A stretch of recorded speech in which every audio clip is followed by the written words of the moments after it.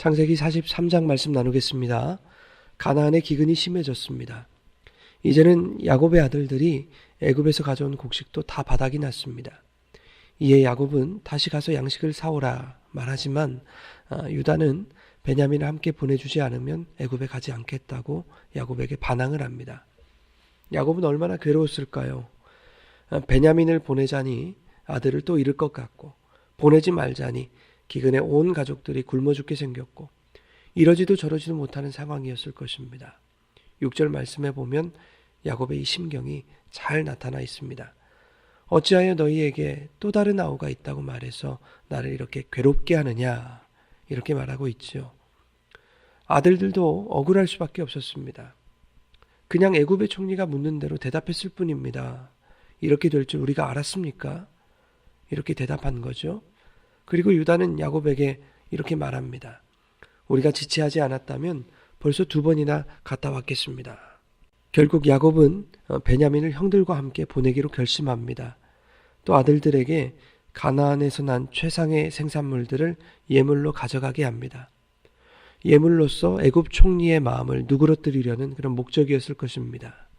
이전에 야곱이 형 에서를 만나러 갈 때 예물을 준비했던 것과 비슷한 이유입니다. 드디어 형들과 베냐민이 요셉 앞에 섰습니다. 요셉은 자신의 청지기에게 그들을 집으로 인도할 것을 명합니다. 그리고 정오에 요셉이 그들과 함께 식사를 나눌 것이니 음식을 준비하라고 하죠. 그런데 형제들은 이 환대가 오히려 두려웠습니다. 이전에 곡식값으로 지불되었어야 할 돈이 자루에 그대로 담겨져 있었던 그 일 때문에 자신들을 노예로 삼으려고 하는 줄 알았습니다. 그러나 요셉의 청지기는 형제들을 안심시키고 잡혀있던 시므온을 그들 앞에 데려옵니다. 정오가 되어서 요셉이 형제들이 있는 집으로 들어왔습니다. 아버지가 살아계시는지, 너희와 함께 온 그자가 자기 동생 베냐민이 맞는지 확인하고는 요셉은 마음이 복받쳐서 자기 방에 들어가서 펑펑 울고 나오죠. 마침내 식사가 시작됐습니다. 형제들과 요셉의 상은 따로 차려졌습니다. 그러나 요셉은 자신의 음식을 그들에게 나누어 주었고, 성경은 그들이 마시며 요셉과 함께 즐거워하였더라 라고 기록하면서 오늘 본문 말씀을 마무리하고 있습니다. 오늘은 본문을 통해서 한 가지만 생각해 보려고 합니다. 베냐민을 절대 내놓을 것 같지 않았던 야곱이 베냐민을 형들에게 내어주었던 일을 통해서 성경이 우리에게 주시는 메시지가 무엇인가 하는 부분입니다. 창세기 33장 38절에 보면은 베냐민을 포기할 수 없는 야곱의 마음이 잘 표현되어 있습니다. 야곱이 이르되 내 아들은 너희와 함께 내려가지 못하리니 그의 형은 죽고 그만 남았음이라. 만일 너희가 가는 길에서 재난이 그에게 미치면 너희가 내 흰머리를 슬퍼하며 수월로 내려가게 함이 되리라. 이 말은 쉽게 말하면 베냐민마저 잃게 되면 나는 더 이상 살 수 없다는 뜻입니다. 베냐민을 애굽으로 보내는 것은 내가 지옥으로 내려가는 것과 같다. 내가 죽는 것과 같다라는 뜻입니다. 내 생명과 같은 그 아들을 절대 포기할 수 없다라는 뜻입니다. 그런데 결국 어떻게 됩니까? 기근으로 인해 집안의 모든 사람들이 굶어 죽는 것을 면하기 위해서 베냐민을 포기하게 되는 것이죠. 14절에서는 내가 자식을 잃게 되면 이르리로다 라고까지 표현하고 있는 것입니다. 나의 생명과 같이 여겼던 그 절대 가치로 삼았던 사랑하는 아들 베냐민을 포기하고 있다고 하는 것입니다. 여러분, 인간은 이 땅에서 먹고 사는 일에 있어서 자신의 생명에 위협이 찾아오면 자신이 그토록 지키기 원했던 절대 가치도 버릴 수밖에 없는 연약한 존재라는 것을 오늘 본문 말씀이 고발하고 있습니다. 물론 이것이 야곱의 목숨뿐만 아니라 모든 가솔들의 목숨이 달린 문제라고 하더라도 야곱의 선택은 인간의 한계와 연약함을 보여주는 것임을 부정할 수 없는 것입니다. 다수를 위한 희생이므로 야곱의 선택은 옳은 선택이었다라고 말할 수도 있습니다. 이 선택이 잘못된 선택이었다고 말할 수는 없는 것입니다. 그러나 성경이 말씀하고자 하는 것은 인간 선택의 잘잘못을 가리자는 것은 아닙니다. 그의 선택이나 행위가 옳든지 그르든지 그것과는 상관없이 모든 인간은 제한적 존재이고 한계투성이인 연약한 존재라고 하는 것을 말씀하고자 하는 것입니다.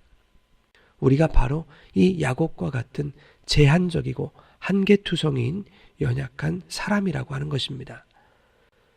이 세상 나라에 살면서 사람들은 자신의 소신이나 신념들을 지키기를 원합니다. 그러나 먹고 사는 문제에 있어서 심각한 제동이 걸리게 되면 신념이나 소신 따위는 사치가 될 뿐입니다. 그러나 때때로 우리는 정의를 위해 목숨을 바치는 사람들의 이야기도 듣습니다. 그들은 적어도 먹고 사는 문제에 자신의 신념을 팔지 않았다라고 말할 수도 있을 것 같습니다.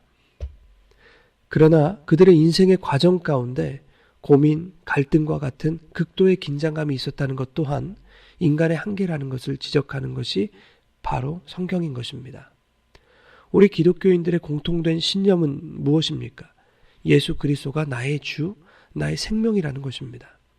그럼에도 불구하고 이 땅에서의 삶 가운데 나의 안위와 유익을 위해서라면 서슴지 않고 예수라는 신념을 포기해버리는 수많은 사람들을 보게 됩니다. 또한 때때로 그가 바로 내가 될 때도 있지 않습니까? 참 감사한 것은 이렇게 때때로 예수를 나의 신념에서 기각시키는 그러한 연약한 우리들이라 할지라도 오히려 이러한 연약함이 드러나고 발각당할 때 우리는 주님의 은혜를 더욱 경험하게 되는 것입니다. 우리가 아직 죄인 되었을 때에 그리스도께서 우리를 위해 죽으시는 그 은혜가 임한다는 원리와 같은 것입니다.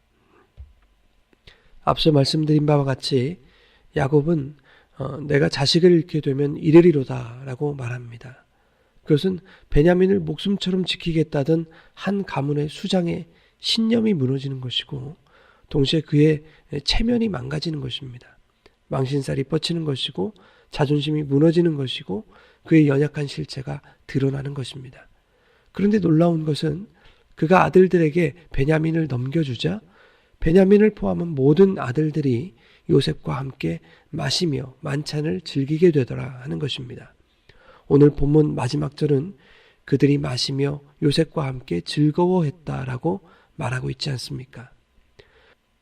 여러분, 이전에 요셉의 이야기를 처음 시작할 때 성경은 예수 그리스도를 설명하시기 위한 예표로서 요셉과 그의 이야기를 사용하고 있다라고 말씀드렸습니다.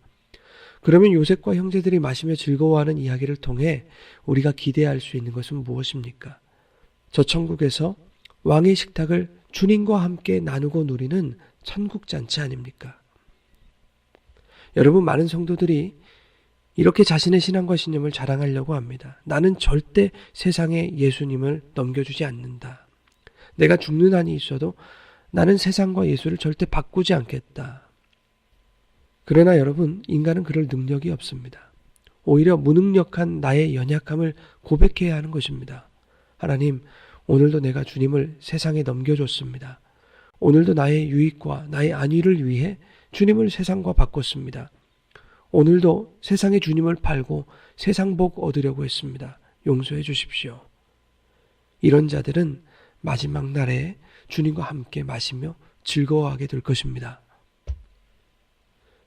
야곱은 가나안의 소산을 예물로 준비해서 애굽 총리의 마음을 누그러뜨리려고 했습니다. 그러나 애굽 총리였던 요셉의 마음은 가나안 땅의 소산인 그 예물의 영향을 받지 않았습니다. 애초에 요셉은 모든 것을 알고 있었고 모든 것은 요셉의 계획 안에 있었던 것입니다. 여러분, 때때로 성도들이 이 땅의 소산을 가지고 하나님의 마음을 감동시키려고 합니다. 신앙의 행위나 섬김의 노력이나 봉사의 열정, 믿음의 열매들을 많이 맺어야만 하나님이 우리에게 마음을 열어주실 것이다 라고 생각하는 것 같습니다. 그러나 신앙의 행위와 인간적 노력과 종교적 열매는 천국잔치의 티켓이 될 수 없는 것입니다. 하나님은 죄인인 우리들, 흠이 많고 연약한 우리들을 하나님의 작정 속에 계획되어 있는 그 천국잔치로 초청하고 계십니다. 우리가 흠이 없고 완벽해서가 아니라 아직 흠 많고 죄인이기 때문입니다.